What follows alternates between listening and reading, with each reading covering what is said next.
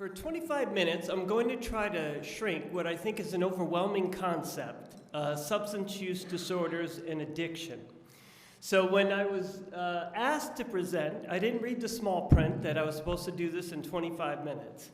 So I found it a little bit of a challenge, so I decided to narrow it down to a particular topic, a particular group of individuals. But I think you'll find that what we're going to talk about in this research is something that we can really translate to people with all substance use disorders.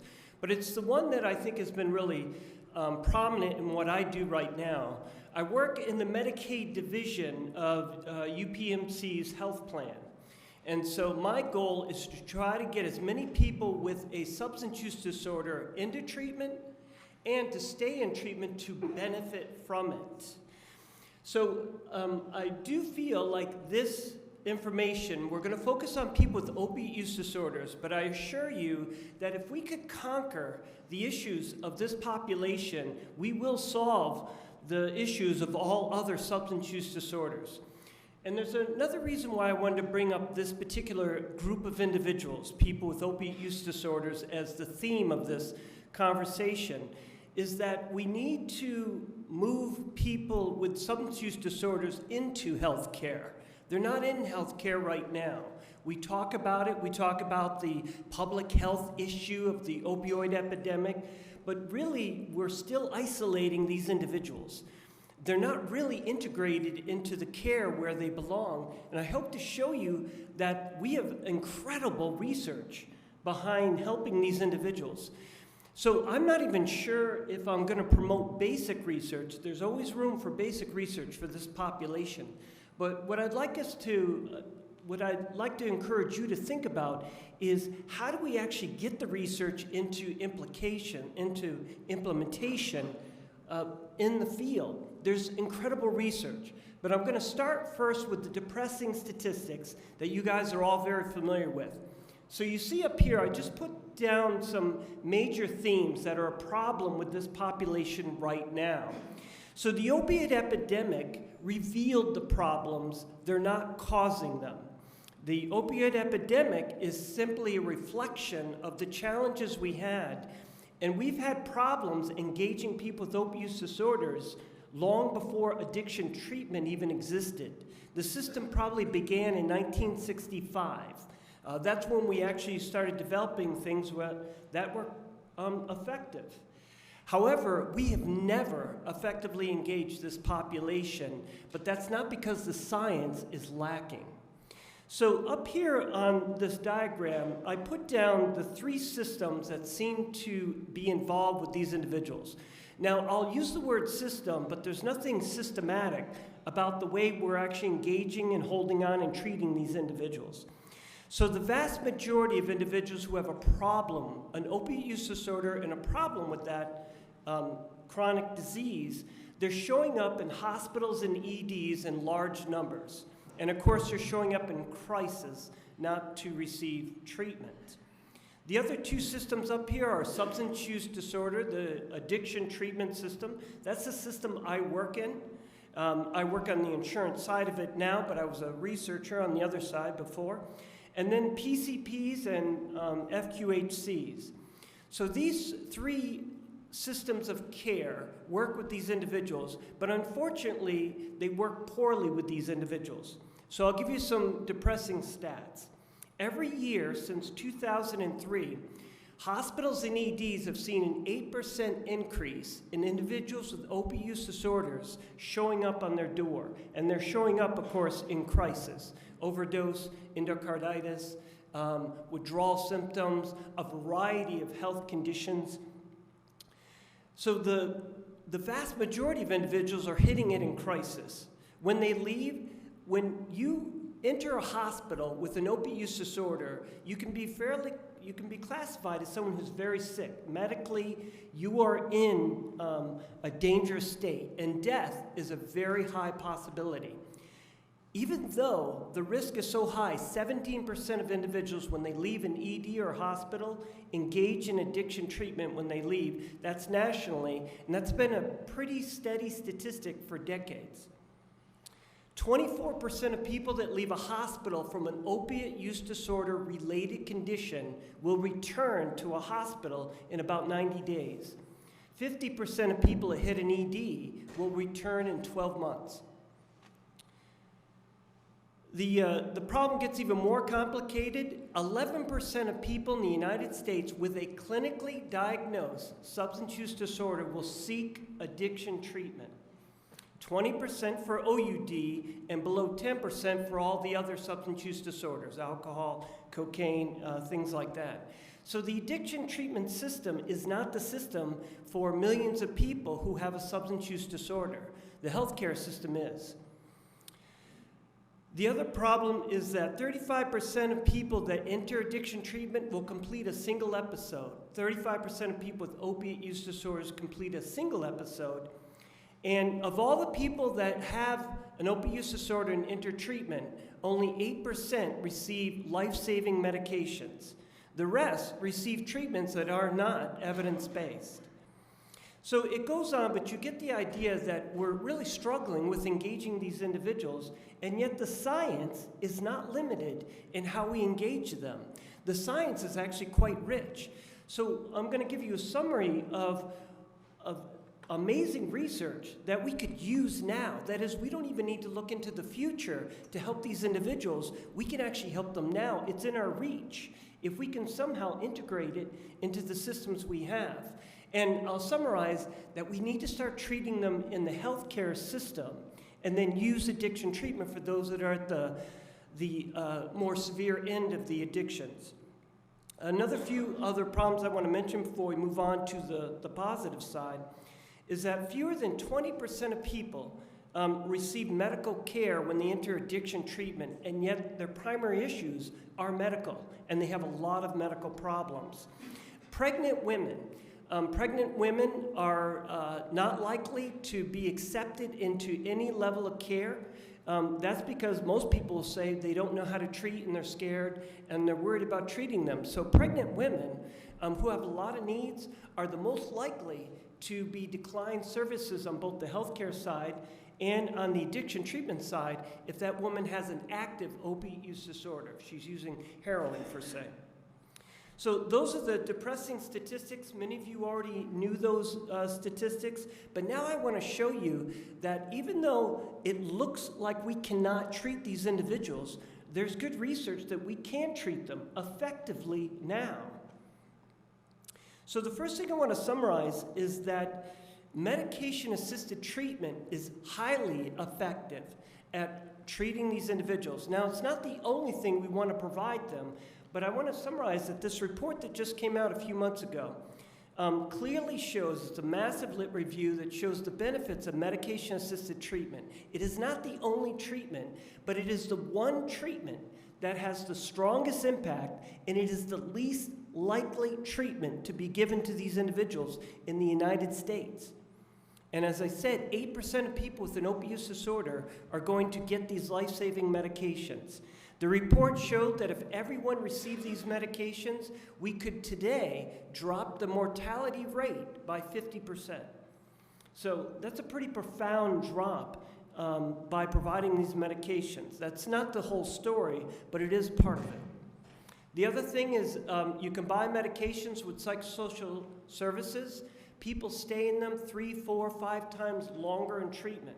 The longer you stay in treatment, the more likely you're going to develop the skills you need to actually avoid alcohol and drugs in the future.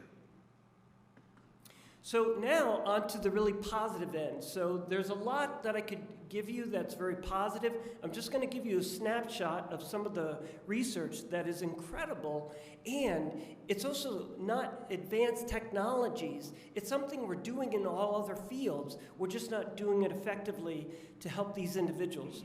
So one thing is we can actually avoid hospitals. I work on the healthcare side, and so we would love it if people could avoid hospitals and expensive crisis services. So one of the studies, there's 2 of them here I want to mention. These just came out. In fact, they're in press. You can get them online. These 2 studies show that if we aggressively go after where people are, including homeless individuals with opiate use disorders in the roughest neighborhoods of Chicago, that we can actually go in and engage these individuals and get them into treatment. And what did we use to get them into treatment? Peers, people that are in recovery, that were trained to go into Chicago's toughest neighborhoods, into homeless areas, and to find people who had opiate use disorders, engage them in treatment, and not a lot of advanced training for these peers, and they were able to get well over 50% engaged. Now, there was over 1,000 people engaged in this study that's ongoing right now, but they published their first round of it. 40% or more of those individuals initiated medication-assisted treatment in this study. And that may not sound profound to you, but that's incredible for this population. And again, I want to stress, they used peers to go get them. The peers worked with the EMS, police, fire department, and family members to go find these individuals. We often hear that it's hard to engage these individuals. It's actually not hard. You just have to go after them. The study on the right is one that actually came out of Philadelphia. So another way of reaching people with opiate use disorders is go where they go to get their care. And one place is a needle exchange center. Now, they're technically illegal in Pennsylvania. So I don't know how they produce this, but it's actually a fabulous study where what we call an OBOT, an office-based opioid treatment program, housed themselves in a needle exchange clinic in Philadelphia. And they engage an incredibly sick population of individuals. And when I mean sick, they have HIV, Hep C, they're going back and forth to hospitals. They were able to engage an incredible amount of these individuals who were first coming there just to get needles to continue their heroin usage. And yet they found they were able to get them on buprenorphine and get them in treatment. So perhaps maybe we should do something like legalize needle exchange clinics just for the hell of it in Pennsylvania. So these are just examples of ways that we don't have to wait for these individuals. We can go get them, and we can actually engage them in treatment. So another line of studies is if people are going to the hospitals, why don't we engage them in the hospitals? So there's a lot of good research out there. So these studies are just a handful of the studies now that are showing that we can engage someone in the hospital. And I want to tell you a very simple intervention. So people, when they enter a hospital in withdrawal, and I don't know if you've ever worked with someone who's in withdrawal from opioids, this is not a pleasant group to be engaging in treatment, and there's good reason. They're incredible misery. And there's only one thing on their mind: stop the misery. And there's only one way of stopping that misery in short term. That's getting another opioid back in your body to stop the withdrawal. They can't hear your advice, even though you're giving them good advice. But there is one way of doing that. You could give them 4 to 8 milligrams of buprenorphine in the ED. And just giving them 4 to 8 milligrams in the ED, 70% of those individuals showed up at an MAT clinic, usually associated with the hospital. That has been proven in 3 different studies that are quite good. And actually, unlike most of you in this room, one of the established researchers is on the panel and in the room. So Jane actually is part of 2 of the studies that I'm referencing today. And that's not just because I'm in the UPMC health plan and need to make sure all the senior medical directors are happy. I actually did acknowledge her research before I knew she was going to be on the panel, so I had to disclose that. The other way we could do it is when they're in the hospital. One thing about folks that are in withdrawal is they're not excited about treatment because treatment sounds like pain. It sounds like misery. And logically, that's not what they need right now. They need relief. So a couple other studies, again, Jane is one of the lead authors of a study. In 2 hospitals, they gave people buprenorphine who were saying, I don't want addiction treatment. But they said, all right, well, can we give you buprenorphine, maintenance buprenorphine in the hospital, and you are welcome to decide whether you want to stay in treatment when you leave. Just giving them the buprenorphine in the hospital, those individuals who said they didn't want treatment showed up for treatment when they left the hospital. Now, that's just the first step. Many of them don't stay in treatment after that. I'm going to get to that in the next slide, but it's a good start. So again, we get a lot of folks engaged if we can just lower their misery. On the other side of it is a new idea of bridge clinics. You're going to hear a lot more of them. One thing about EDs is they're machines. They're automated machines to do two things: get you out the door as quickly as possible or get you upstairs to the hospital. They're not built for engagement. But one thing we can do is put a clinic right near the ED and get those individuals into that bridge clinic where we then can engage them to a lot of services. So there's several good studies coming out that just a bridge clinic alone would increase engagement rates dramatically. And we're building at least a couple of those bridge clinics here in Pittsburgh. All right, so a couple other things that I want to go over that I think are amazing that we could do right now is one thing about individuals when they're in the ED, they're confused, they're disoriented, they're scared, and they're in an incredible amount of misery and pain. And what's amazing is if you send someone in there who's someone who we call a peer, they're in recovery. They're not advanced trained people, they're not nurses, doctors, social workers, they're people in recovery who are trained to be compassionate. And if those individuals engage them in the ED and then get them to an outpatient clinic, that is actually drive them there, you'd be shocked to find out it works incredibly well. And so we could do more of this, and this is a low-cost intervention. And again, I'm going to give you the data that 60 to 70% of people that we're engaging in EDs are showing up at their outpatient clinics if we connect them with a peer. And that's because compassion and support really gets you a long way of getting people in there. So again, there are quite a few studies been published. I only show you the ones that were just recently published, but within those you'll see the lit review of many other studies that show that a simple, compassionate intervention can engage these individuals. By the way, it works for any substance use disorder. So I'm just picking the studies that focus on people with opiate use disorders.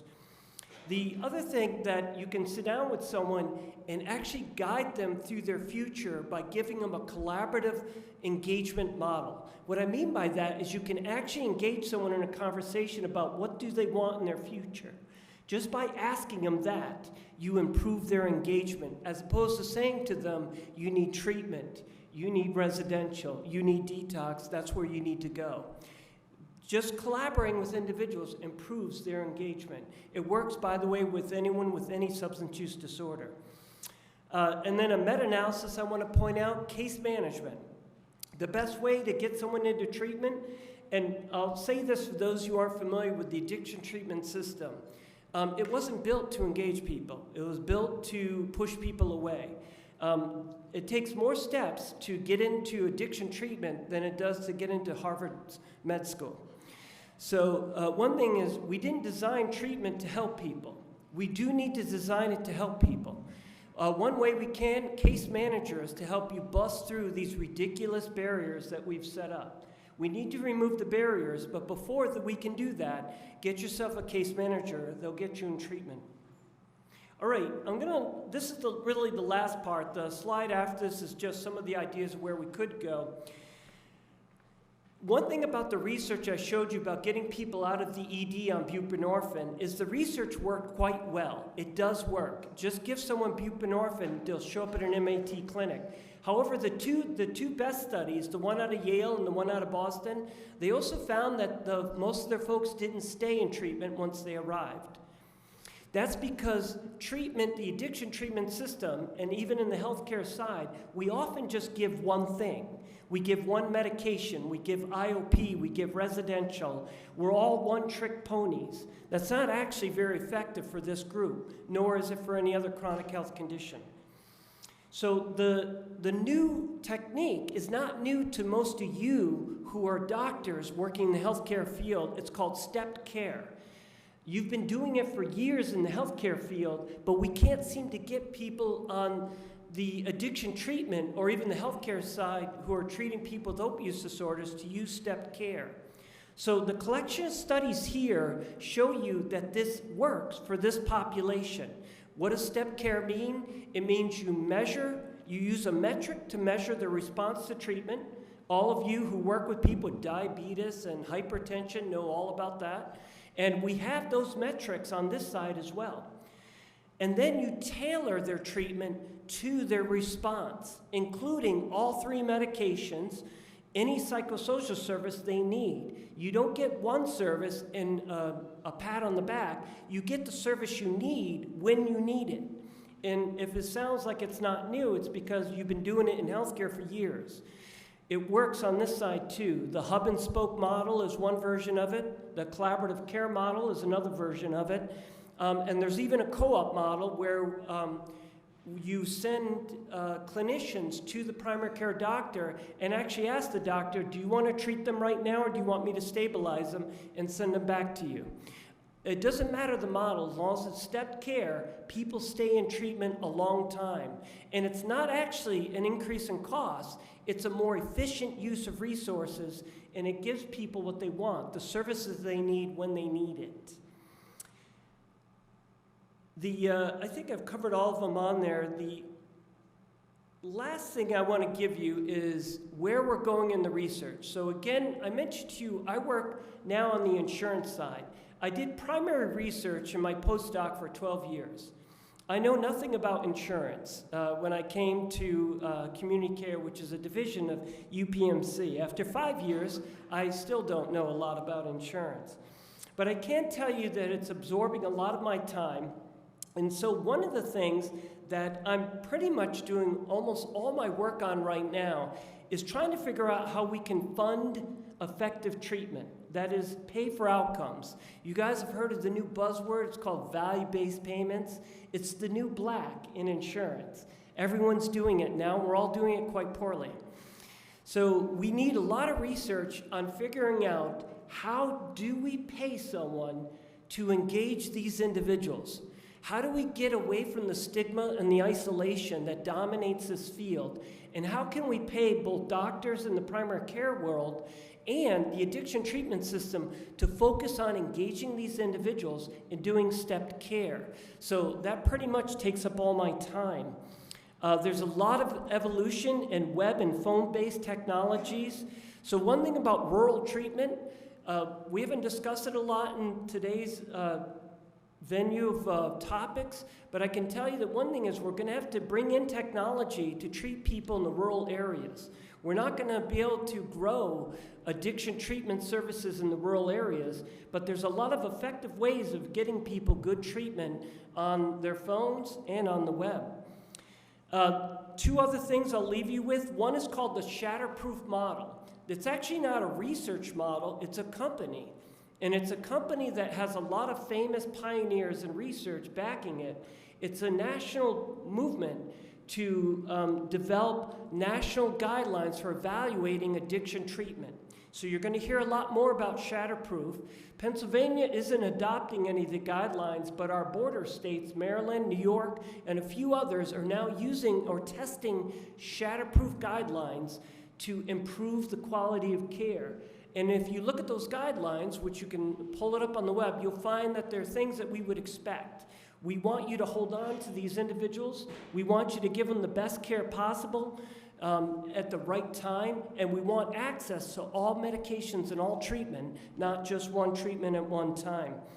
The other one is the public health model. I believe in this model. I think all of us in this room believe in this model, but we are not applying a public health model to addiction treatment right now. It's still a model that's based on outdated ideas years ago. And so using the 4th medication, this is a medication that is used in Canada and Europe. It's a medication that's been around since 1898 when Bayer started mass producing it in this country. It also has a nickname to it. It's called heroin. So heroin is used in Canada and Europe to help people who really don't respond to other medications. But it is a prescription-grade heroin that's given to the individual when they come into the clinic with a needle exchange clinic attached to it as well. Now, we can't even do that legally in this country. But there's a lot of ideas of how we really can move to the public health realm. And one thing about heroin clinics is that not only do they engage people in treatment, they also drop the crime rate within many blocks of wherever those clinics are developed in Canada and Europe, just like needle exchange clinics do as well. So that was a crash course on addiction treatment. So I thank you for giving me the opportunity to talk about that, and I guess I will turn it over to the panel. So I want to start talking about stigma for a little bit, and then I'm going to try to connect to some of the themes I heard earlier today that I think are relevant for addiction. So first, stigma is, and you see my pin, no stigma. So stigma is a huge barrier to getting treatment, talking about improving issues of addiction. And there's a lot of the things that are talked about in this summit today and tomorrow are stigmatizing. Obesity, right? People don't, and talking about shame around eating. Less so, maybe sedentary is maybe less stigmatizing, but certainly addiction is very stigmatizing. And part of it is because there's a sense of moral judgment and that it's your fault that you got into this. And so let's just back up for a second and talk about, is it an individual's fault? Well, some of it is personal choice of starting and trying and experimenting, but a lot of that is related to what the environment is and what's available to you and what you interact with your peers and with your neighborhood and with the culture where you live. So some of it is an individual is embedded in a culture, and there may be access and practices around, particularly in young teenagehood and young adulthood is where a lot of addiction starts. So people are surrounded by this, and as pretty much everybody in this room knows, your brain is not fully developed as a teenager, particularly your frontal lobes that make sort of the wise choices. And so people become impulsive and they try things. And then once you try a number of these medications, and depending on your genetic makeup and other resilience factors that are likely the other factors that we've talked about already, you may be more or less susceptible to become addicted. And then once your brain chemistry changes, it's really no going back. You can't sort of start from that clean slate of somebody who's never been exposed to drugs. So once you develop a drug addiction or alcohol use disorder, then the treatments are just a different sort of treatment than just say no. I mean, you really need medication, and for some substances there is no great evidence-based therapy. Methamphetamine, there's not really great therapy that's shown. Cocaine, plus minus therapy. The opioid use disorders, which have been featured here, do have these life-saving medications, and so to get people attached to those medications is really life-saving. It does improve mortality. So that's my talk about stigma and brain. One of the other things that happens with addiction is disconnection. Part of the disease of addiction is distrust. It is also not being truthful for people because of shame, denial. Your brain is working very, very hard to do whatever it can to get you that drug. And so you're going to deceive other people who you may actually really want help from.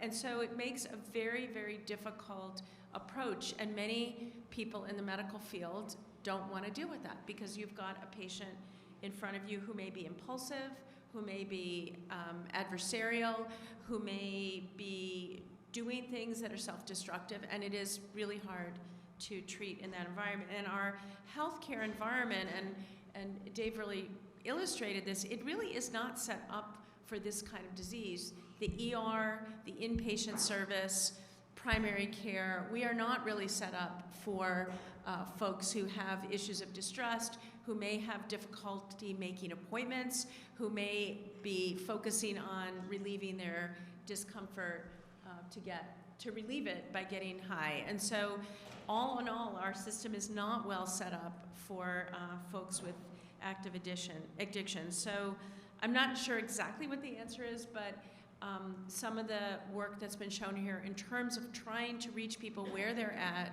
when they're there in a compassionate, non-judgmental way probably is our solution.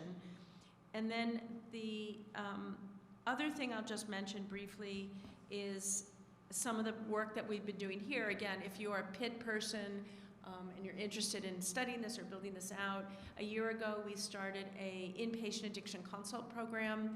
And what is truly astonishing is that instead of the caregivers in the hospital, the physicians, the nurses, understanding some of these dynamics, it's almost punishing patients. So if you're somebody who has an opioid use disorder and you're in pain, you actually require a lot more opioids to relieve your pain than your neighbor who has been in a motor vehicle crash or who has a painful condition who needs it. But instead, there's a sense of not wanting to give people opioids, and so it's almost punishing, and it's extremely difficult for the patients in the hospital because they're not used to being holed up and somebody telling them what to do. They're used to being running on the street, getting their substances, and so it's really a perfect storm for difficulty in treating life-threatening diseases such as endocarditis, et cetera.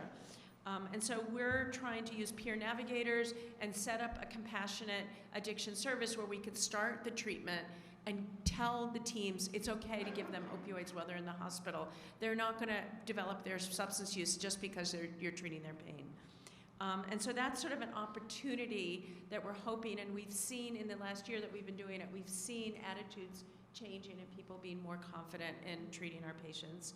And then the second is this bridge idea, which is low threshold treatment. So again, having trouble making appointments, ambivalence about treatment because it feels really good to get high and because your brain is craving it. And so people often take a while, a stuttering course. I loved Gwen Soa talking this morning, starting physical therapy for somebody who's sedentary, one step forward, one step back. So addiction treatment is often like that as well, where you don't have exactly all the skill sets that you need to really be fully in recovery, but you want to be in recovery, but you're ambivalent. So low threshold, meaning non-judgmental, taking patients where they're at. So we're developing a bridge clinic.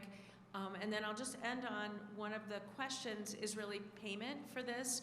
These often patients are underinsured, Medicaid, no offense to our Medicaid treatment, it just doesn't pay that well. And so to support a treatment program where you need to have peer navigators, you need a nurse, you need a social worker, in addition to the physician who's prescribing medicine, it's a hard financial model to make.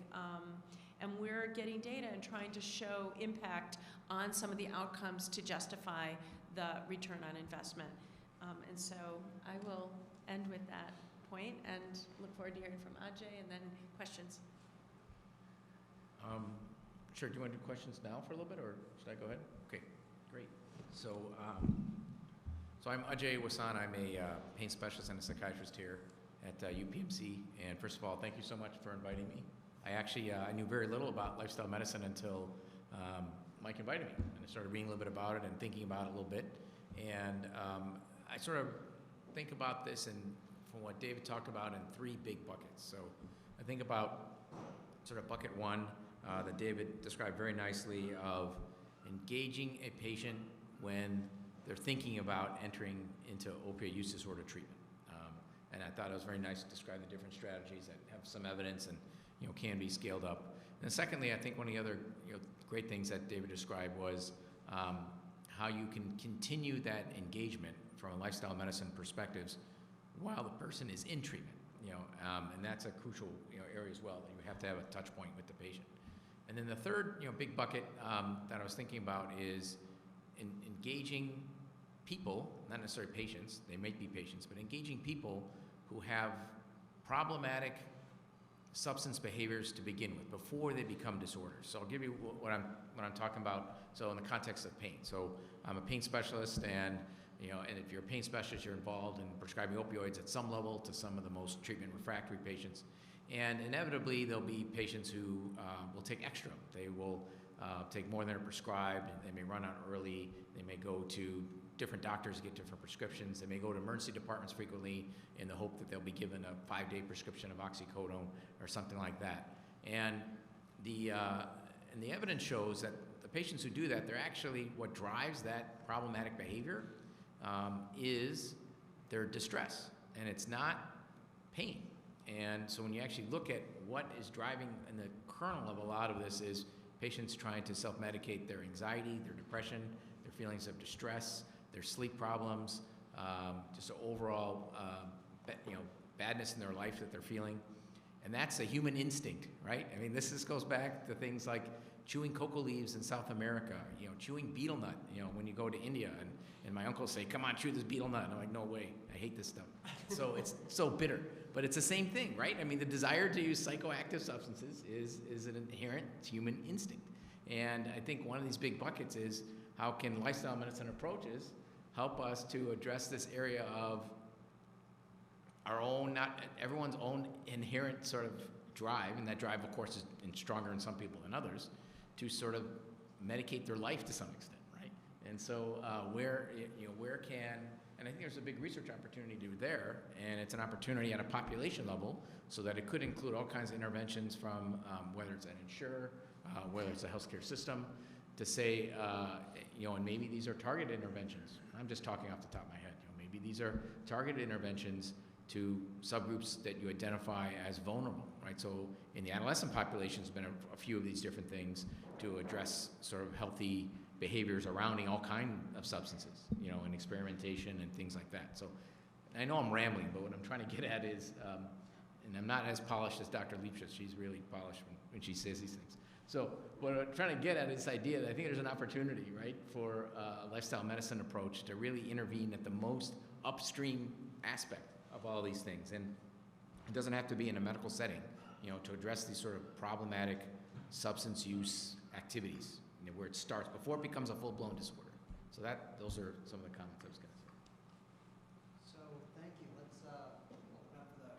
open up for the audience here. I might suggest that start with just Ajay. One thing to think about, because it never dawned on me, is there some innate tendency of human beings to seek out at a deep level some type of stress, pain relieving substance thing besides other such things as mindfulness, deep rhythmic breathing, and those types of things? That's a rhetorical question mark, but you kind of raised it. I thought it was very interesting. Eddie. I basically have some observations or comments, and I wanted to first give a shout out to Mike for the idea that I'm not a substance abuse specialist, so I can listen to the wisdom here with sort of a different perspective. So I'll just sort of tell you what I heard. So one of them, I think there's so many lessons for the lifestyle medicine community. So one of them, words that I heard from David, are like tailoring the service. This has got to be about what the patient wants. The stepped care, I guess, fits in there. The collaboration helps. Like, what is it that the patient wants again? And then the peers is like a huge thing. There's another observation from having done some required training in substance abuse. They have that in Massachusetts, where they describe that this treatment of substance abuse historically was not considered within the province of medicine, because you're drunk because it's a moral failing, and it was outside of medicine. And I think we should be attentive to the idea that lifestyle medicine needs to be part of medicine, and it's not that someone's just choosing to eat too much and be too lazy. A few other observations, and I'll shut up.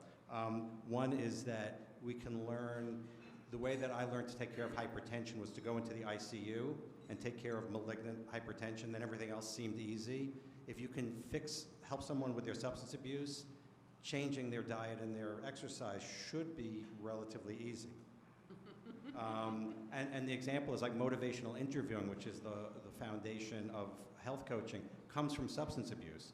But you guys are tasked with like abstinence, but whereas if we can just get people to walk an extra 100 steps and go to sleep 15 minutes earlier, we could already start to see some changes. And then the last observation is that whenever I'm despondent that nothing's going to change in our culture, I just reread some papers about the tobacco wars and how since 1950, 1960, the culture has shifted completely about tobacco. Set aside the vaping. And, you know, what will it take to change our culture towards a more active and more nutritious? I'm done. Good. Thank you for the opportunity.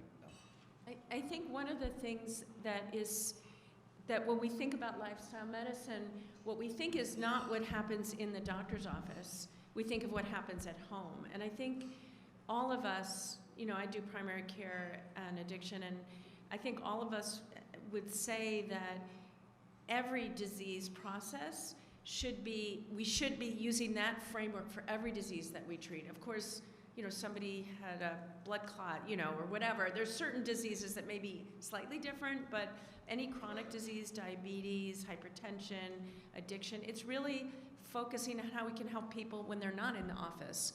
And healthcare is really not developed for that. It's developed for an office-based framework. And so I think this is really useful, you know, kind of thinking about opportunities to work on, you know, think about that framework when we think about addiction. At least that's what I'm thinking about. Sure.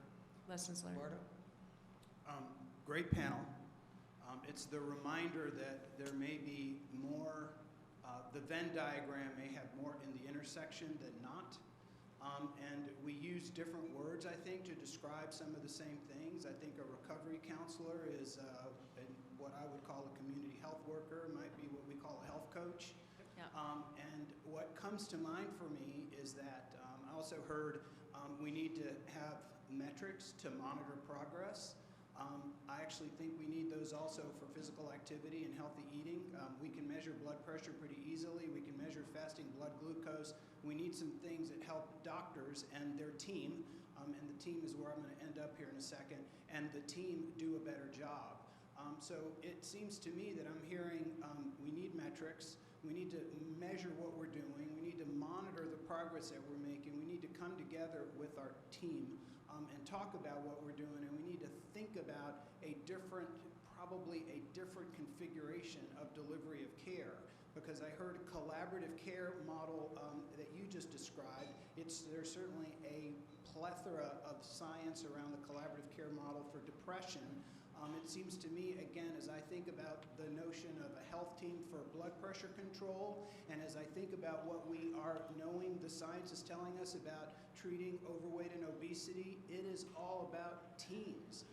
And then thinking about that team as extending beyond the walls of the clinic. I completely agree that if we just confine ourselves to what happens inside the office, we're doomed. But those community health worker models, and reminder to me, I said to Mike that for all of y'all here, the community task force, community guide, has a call for comments to help design, to help plan for the next 5 to 10 years of action. Go look it up. This is a group that ought to be commenting on what the Community Preventive Services Task Force is looking at and working on, because I think it is all about lifestyle medicine. So that was just kind of a big comment to say it seems to me that a systems approach that includes metrics, health teams, what are the things we're measuring, extension out to community, and thinking in a way that brings community services and clinical care services together is what I heard just now, but it's actually what I heard in all the other sessions, and I imagine that's the unifying theme for us. Right.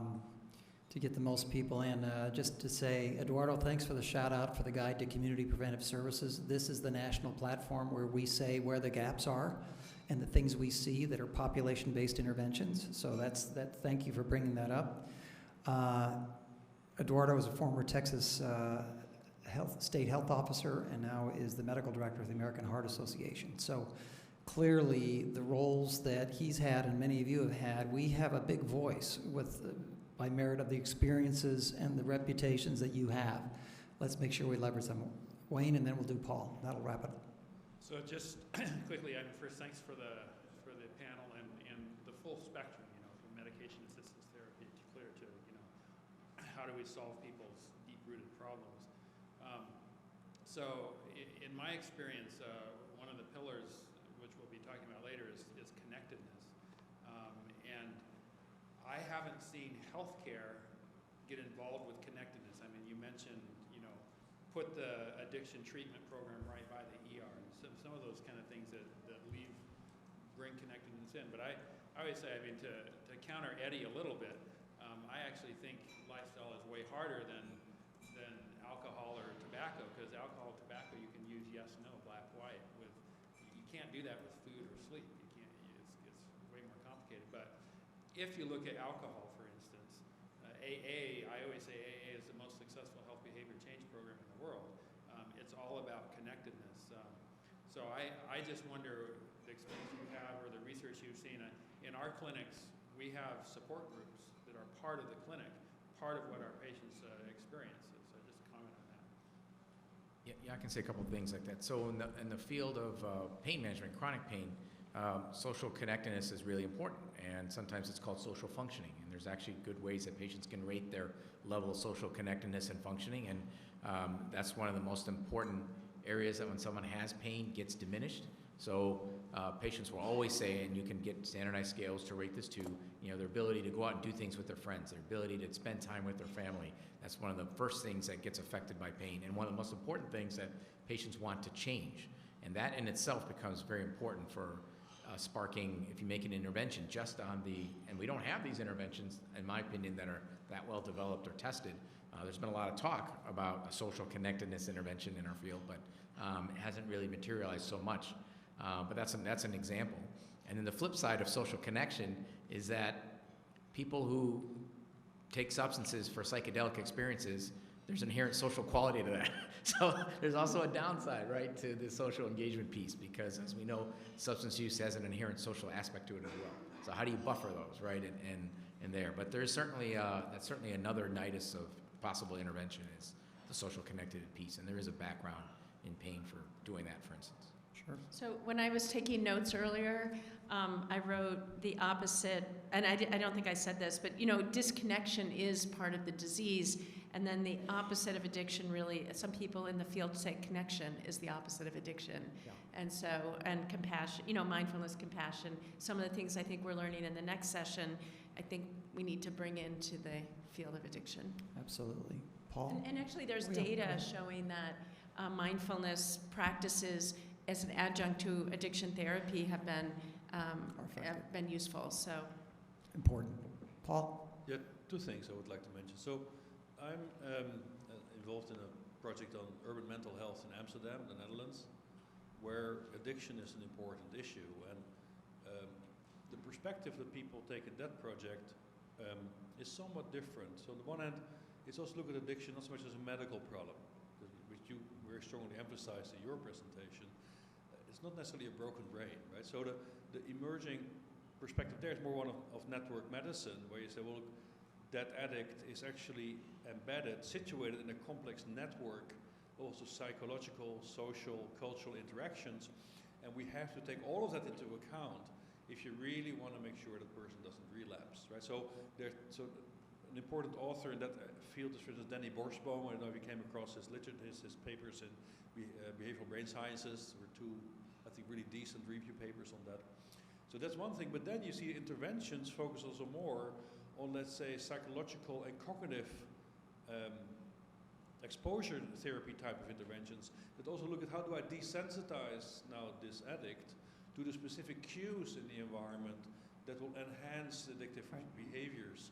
So for instance, desensitization to, let's say, the specific paraphernalia they would use that's supporting their addiction, whether it's alcohol or drugs and so on.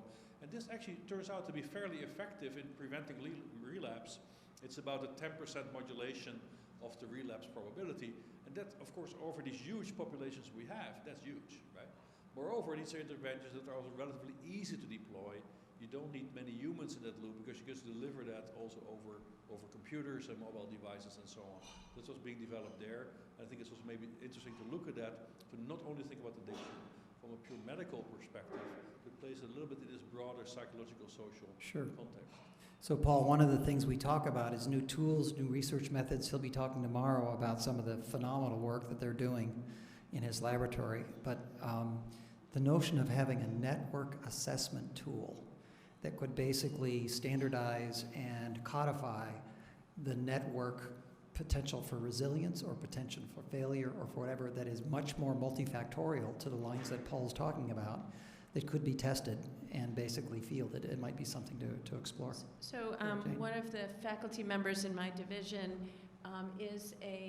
does social network analysis, and he's working on the vaping crisis in teens, and he's doing a social network intervention in order to try to decrease that. Yeah. So there's definitely, and then Liz Kranz, who's a OBGYN here who does a lot of work with pregnant women with addiction, is doing some work on finding a non-using partner to like kind of networking and bringing them in to help pregnant women during and postpartum. So I think there's, that is sort of, That's great. people are doing some of that work. We can refresh and kind of call out for some new research in those areas. Well, thank you very much to the panel. Let's have a round for David. Thank you. Thank you, Jane. Thank you, Ajay. Thank you very much.